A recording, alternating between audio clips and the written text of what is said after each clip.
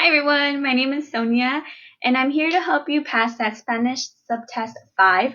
I passed it thankfully. It must be one of the hardest exams that I had to take just because there's no study guide. So I really didn't know what to study for. So after passing this exam, I thought I should probably make a study guide to help out others that are having, a hard time.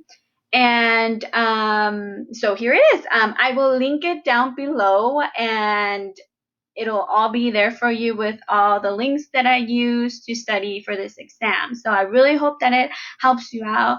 Leave me comments if you pass or questions, and I'll try my best to help you out. Um, so in regards to the exam, there were a lot of questions in regards to Mexican American, and I think that it has a lot to do because I'm located in California, and a great part of the population, well, are Mexican Americans, including myself. So I think that's why. If you are located in Florida, let me know because I want to know if there's a difference from like state to state. Like maybe in Florida, it has a lot to do with like Cuba and Cuban Americans. I don't know. Let me know.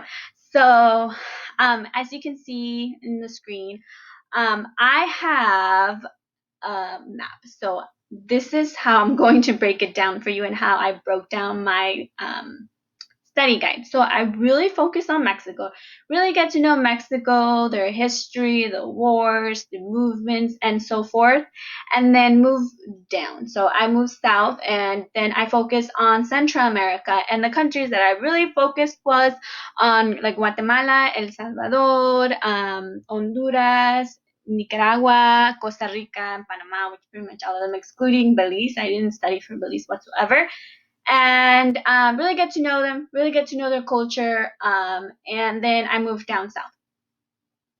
And in regards to South America, there weren't a lot of questions, so I wouldn't really worry about it. One thing that I can say is what I studied for personally before even taking the exam was Simon Bolivar, because he seems to be like he is really big, and especially in South America, he's really well known. So be sure to study him and the countries he liberated. I focus on those countries as well, not in depth, but I did study them, and Peru with the Inca. So know your map.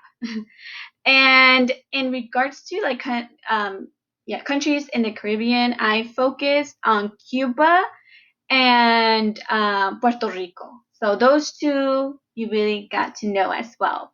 And the other countries around, not so much, but those two countries definitely. And I broke it down in my study guide. So like section 1 is going to be Mexico, section 2 is going to be Central America, section 3 is going to be South America, and section 4 is the Caribbean. That's how I broke it down.